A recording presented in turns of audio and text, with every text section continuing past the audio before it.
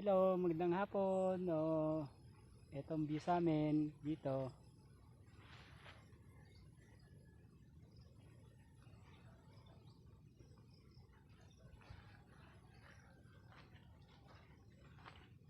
Ayun yung kalabaw ko.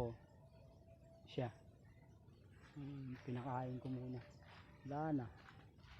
Ay!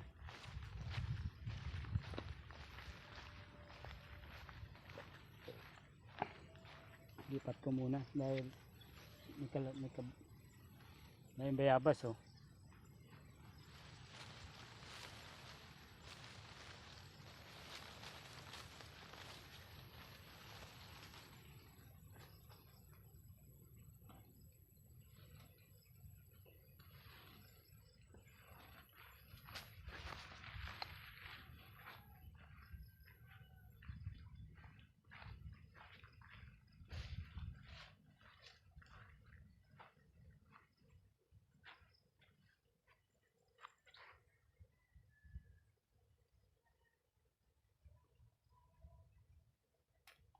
Magandang hapon.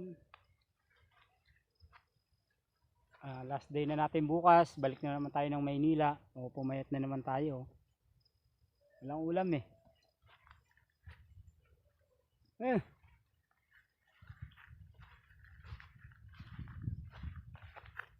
Tali tayo ng kalabaw.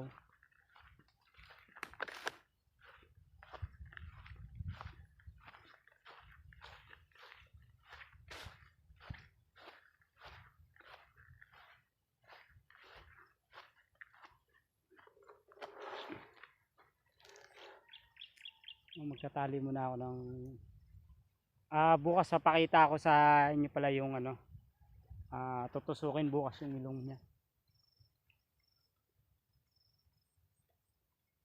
Tusukin bukas yung ilong niya. Bukas na. So yung gamit para muna yung pantusok ng kalabaw.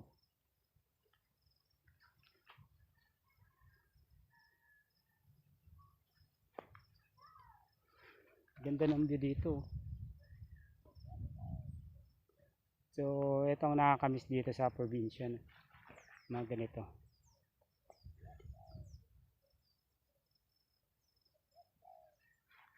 Yun siya.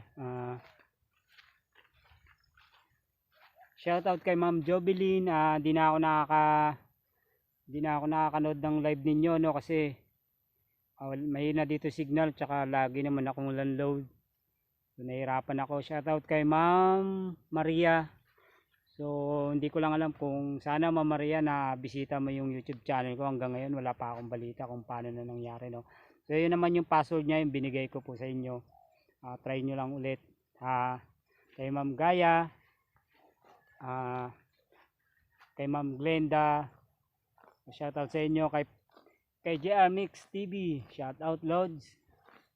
So eto bukas Lods oh. Ito bukas yung tutusukin sa ilong. So mabait siya.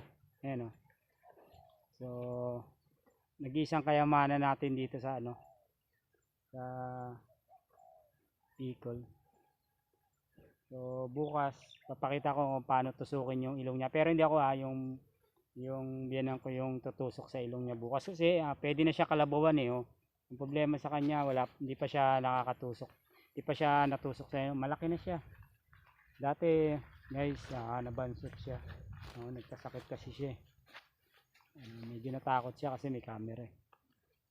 So inintay ko lang dito yung anak ko. Pakita ko lang sa inyo yung view ng harap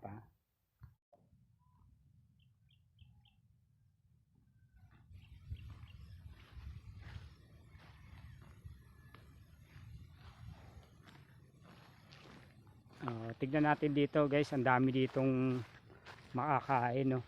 Bayabas lang naman. So tignan natin kung makakakuha tayo.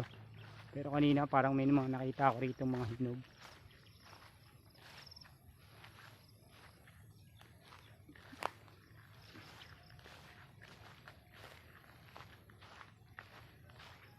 Parang naunahan na yata ako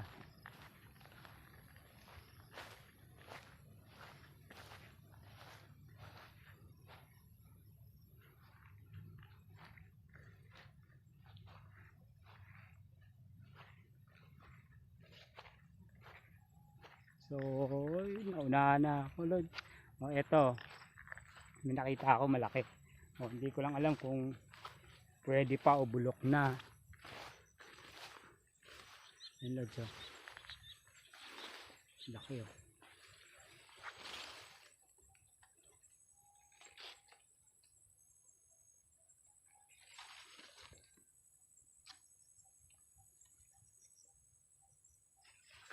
Yung laki rin, oh. So, Lord, bulok na. Laki niya, oh. Hindi natin. So, ito lang nakuha natin. Daming langgam. Daming langgam malalaki. Grabe.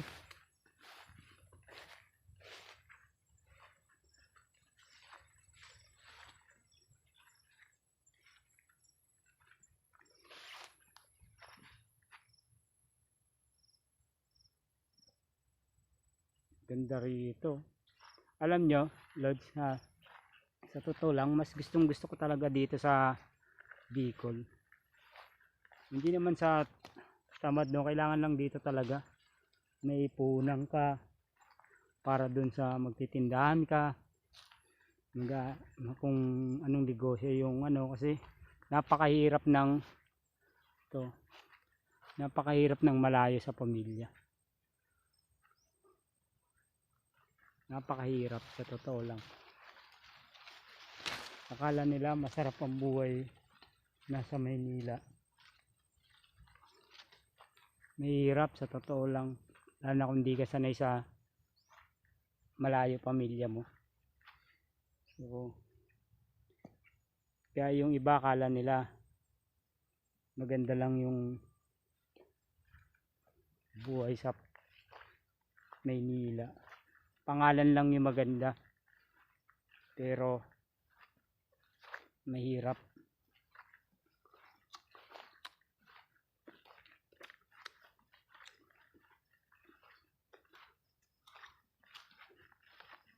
Yung bulkan, hindi ko na sa inyo napakita kasi medyo makulimlim dito, o hindi siya masyado makita. So nandun yung bulkan sa ano na yan, hindi lang siya talaga ngayon makita. So ang ganda dito, ano, mga lods, oh.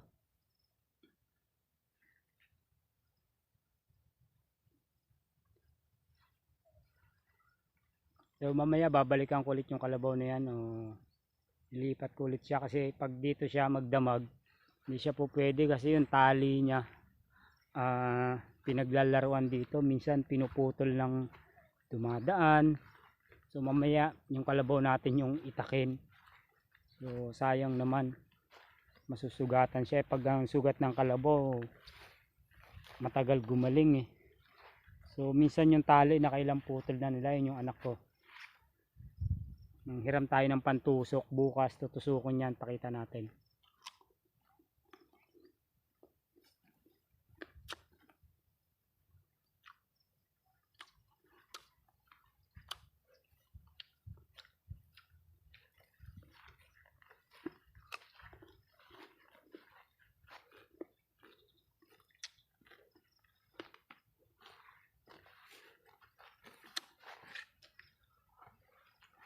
Marap sa camera ang taray.